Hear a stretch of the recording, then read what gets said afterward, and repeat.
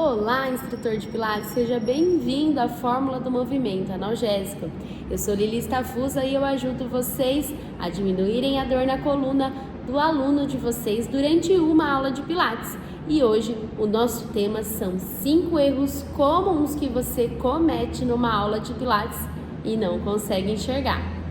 Vem comigo. Vamos começar definindo o que é um erro. Um erro é um julgamento em desacordo com a realidade. Então, quando você julga algo, porém, na realidade, acontece de forma diferente. E muitas vezes você não consegue enxergar o erro porque você está de desacordo com a realidade, você não sabe qual é esse erro, correto? E assim, primeira coisa importante de vocês entenderem, esses erros que eu vou falar aqui, eles são o quê? Para te auxiliar, para deixar o seu olhar mais refinado, para que sua aula você consiga fazer um tratamento mais direcionado. Então você faz assim, você pega esses insights e aplica na sua aula. Não é para você pegar todos, de repente, e apontar todos de uma vez só, tá? Por quê? Porque pode ser sobrecarga demais para você ou para o seu aluno. Então é importante que você entenda quais são os erros, sintetize para você, entenda o que vai fazer sentido para você e aí depois aplique o que for necessário para cada paciente de forma individual. Então, primeiro passo é identificar o erro. Por quê? Quando a gente identifica o que está errado, o que está em desacordo com a realidade, a gente consegue o quê? É o primeiro passo para a gente encontrar uma solução. Vou dar um exemplo para vocês e novamente vou dar exemplo com filhos. Por quê? Porque se você não tem filhos, você já foi um filho, então você vai entender que o que eu tô falando faz sentido, né? Ontem mesmo, estava conversando com algumas meninas e a gente estava falando dos filhos, como que tem algumas crianças hoje em dia que estão falando errado, que tem algumas coisas que não conseguem pronunciar, e isso está cada vez mais comum. E aí elas estavam falando, mas por que a mãe não corrige? Por que a mãe não corrige? A mãe não corrige porque muitas vezes a mãe não identifica, não consegue identificar o erro, né? Então tinha uma menininha ontem lá, e ela primeiro o nome dela era Lívia, né? E ela, quando ela foi se apresentar, ela tinha a idade da minha filha, ela foi se apresentar e eu não consegui entender qual era o nome dela. Ela falou, Ívia. E aí eu olhei pra mãe e a mãe falou, o nome dela é Lívia. E o nome da sua? Aí eu falei, o meu dela é Júlia e tal, enfim. Mas por que eu tô falando isso? A mãe não conseguindo identificar o que é o erro, ela não vai buscar uma solução. Depois, mais pra frente, quando a gente começou a abordar esse tema, ela falou, não, ela fala super correta, ela não tem problema algum. E aí, eu parei, fiquei pensando, é difícil a gente encontrar o erro muitas vezes, né? Ainda mais quando é erro dos nossos filhos, né? E é engraçado porque, às vezes, o erro, quando a gente não sabe que é erro, a gente não vai tentar achar uma solução para esse erro. As crianças também, elas muitas vezes cometem sempre a mesma coisa, por quê? Porque não sabem que está errado. Então, o primeiro passo para a gente achar uma solução é conseguir identificar o que está de errado. Essa é a primeira parte, né? E aí você pode falar assim, Lili, mas eu fico em cima ali do meu paciente quando ele está executando o movimento, eu não tiro o olho dele.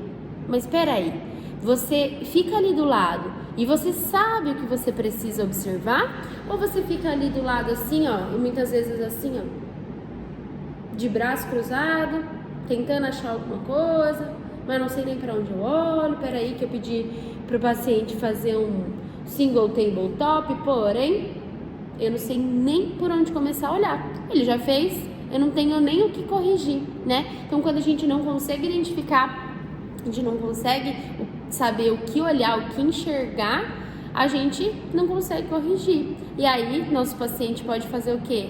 Nosso paciente pode fazer errado e a dor dele pode aumentar durante a sua aula de Pilates, tá? Não é incomum que aconteça isso, que os pacientes saiam da aula de Pilates com mais dor. Porque você muitas vezes não consegue enxergar esses erros, que são erros chaves que eu vou falar aqui para vocês. E mais uma vez eu vou reforçar para vocês que não é você chegar numa aula só e tentar fazer todas as correções que você imaginou, tipo, pé para dentro, língua para fora, aba na ave, faz xixi. Não é para você dar todos os comandos, mesmo porque você pode até identificar, né? Como a gente disse, é o primeiro passo. Entenda qual que é a solução imediata para aquele caso, para aquele erro que você construiu, para aquele erro que você identificou. Nossa, eu preciso alinhar tudo ao mesmo tempo, eu preciso trabalhar tudo ao mesmo tempo, eu preciso dar comando, como eu falei agora da musiquinha, né? Se eu preciso dar comando em tudo, não, calma. O que eu preciso focar para esse aluno? O que esse aluno precisa realmente? Isso daí é bastante importante para a gente conseguir começar a construir uma individualidade na aula, tá? Esse também é o primeiro passo para quê? Para diminuir a dor desse aluno, tá? Então, primeiro erro importante que a gente precisa começar a identificar é não saber o que o seu paciente precisa, né? Que eu já dei um spoilerzinho aqui atrás.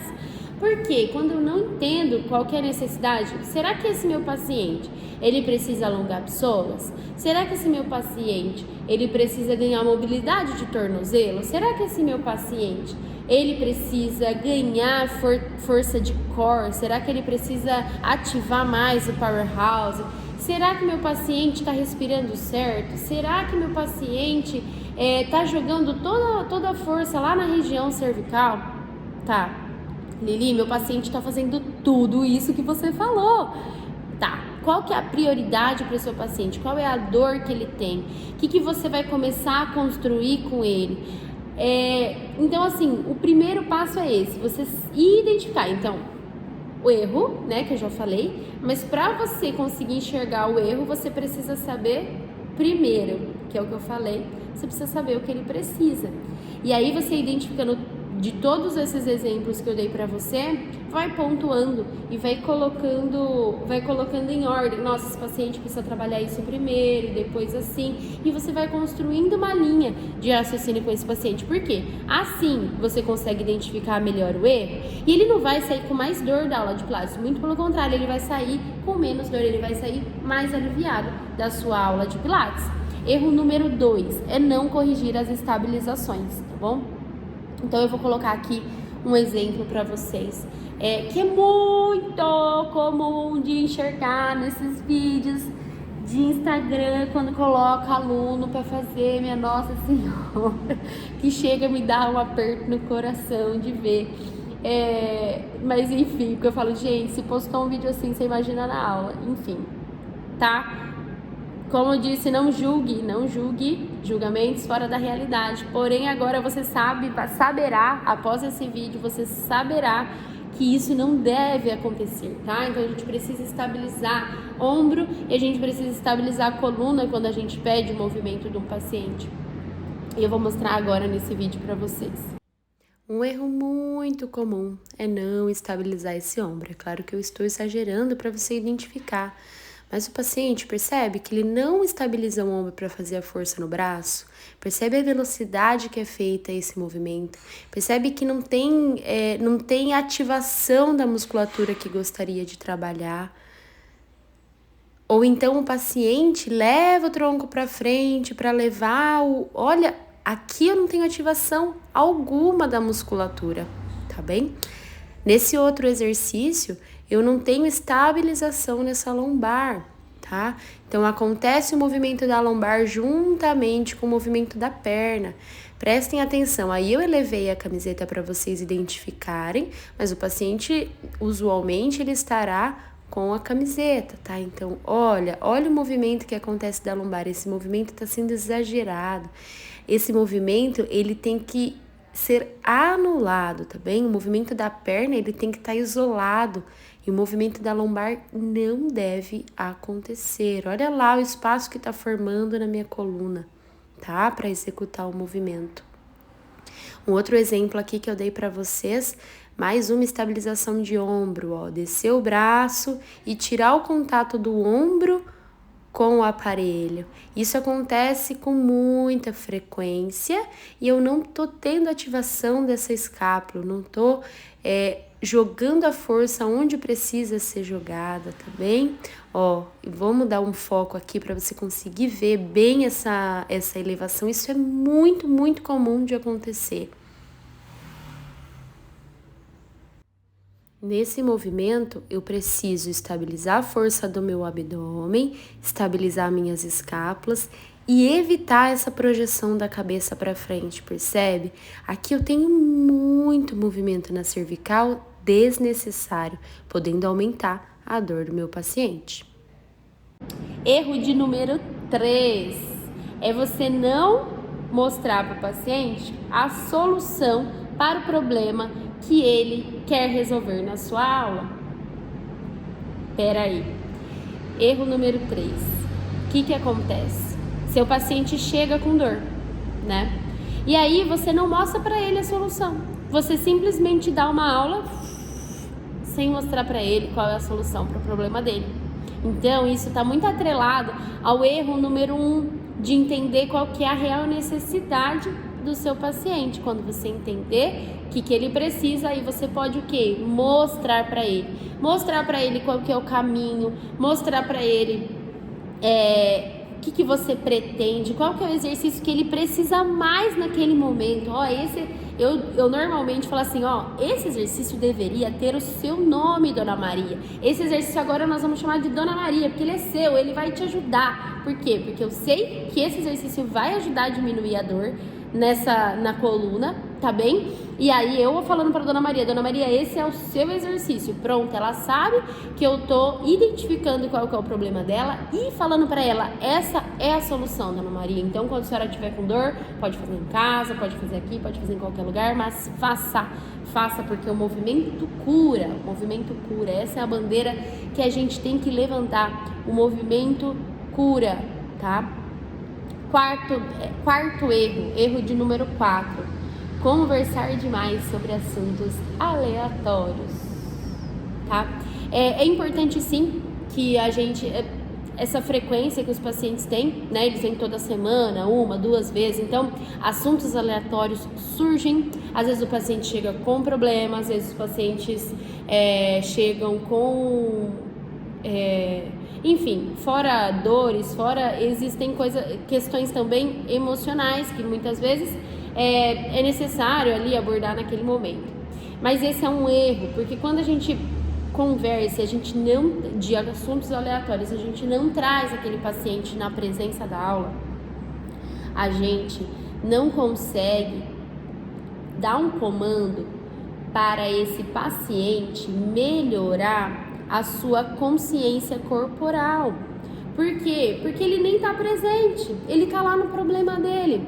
Então, assim, eu costumo dizer, quanto mais a gente, na aula, a gente consegue trazer o paciente para ele olhar o corpo dele... eu vou contar uma história para você. Quanto mais a gente consegue trazer o paciente para olhar o corpo dele, menos ele vai estar preocupado com o problema que está lá fora. É o momento que ele tende a distrair. Então, se a gente ficar muito em cima daquele assunto aleatório, de repente a gente não constrói dentro de uma aula o que a gente poderia construir. O que eu ia contar a história para vocês que aconteceu hoje? Estava dando uma aula e a paciente falou assim, bendita a hora que eu fui conhecer você, né, Lili? Porque a partir dali eu comecei a ter um corpo. Eu comecei a perceber que meu corpo existe. E dói, né? Dói onde precisa doer. E a hora que ele falou isso, eu falei, caramba, é isso mesmo. Muitas pessoas não têm controle sobre o corpo. Muitas pessoas não têm essa consciência corporal. E que quando a gente vai trazendo esses movimentos, você precisa trazer aqui, força aqui, conhecer isso aqui, esse exercício é pra você. Encontrei o meu corpo. Esse é um passo fundamental para a gente conseguir diminuir a dor na coluna dos nossos alunos. É um passo fundamental, gente. Quer conversar de assunto aleatório? É importante naquele momento? Conversa, mas volta, tá? Volta para a aula, volta para o corpo, tenta trazer, de repente, exemplos que abordam ali o que você precisa trabalhar, tenta trazer aquele aluno para aquele momento, porque aquele momento é muito necessário que ele trabalhe o corpo e tire um pouquinho de todos os problemas que estão lá fora, tá? E quinto erro muito comum que a gente observa que foi consequência aí dessa pandemia do Covid, tá? É não tocar o paciente. Esse é um erro muito grande, tá? De não tocar o paciente. Quando você não toca o paciente, você não consegue auxiliar da melhor forma. Eu não sei vocês se nessa época de pandemia vocês deram aula online ou se vocês continuam dando aula online, mas quando a gente não toca o paciente, a gente precisa construir 10 vezes mais comandos verbais, tá? Porque se eu falar assim, paciente, sente aqui, e eu toco, eu dou a referência, tá? Sensitiva, da onde eu quero que ele contraia. Agora eu falo, paciente, contrai a coxa. Pera, o paciente não sabe nem quase onde está a coxa, muito menos o que é contrair, sabe? Quando a gente não toca, a gente perde muito esse estímulo sensorial, que ajuda muito na consciência corporal, ajuda muito a construir sua aula, ajuda muito a desenvolver a sua aula para diminuir a dor na coluna do seu aluno. Ou até se for para uma aula que não seja nesse intuito, é sempre importante que a gente toque, que a gente dê esse estímulo sensitivo, esse estímulo sensorial. Dito tudo isso para você, eu tenho um desafio para a sua próxima aula. Você vai pegar aquele aluno que tem dor e vai observar aquelas estabilizações que eu falei para vocês nesse vídeo, e você vai tentar abordar, dar comandos para que essas estabilizações elas aconteçam durante o exercício. Caso você não consiga corrigir, você pode me mandar mensagem que a gente vai ver uma forma melhor para você abordar. Ou então você diminui um pouco a intensidade, o grau de dificuldade desse exercício para o aluno e tenta manter as estabilizações. Sempre que uma estabilização ela não conseguir ser mantida, presta atenção no nível de exercício que você está dando para esse aluno e se ele é capaz de executá-lo, tá bem? De força, de alavanca, ver como que você pode melhorar para ele manter a estabilização.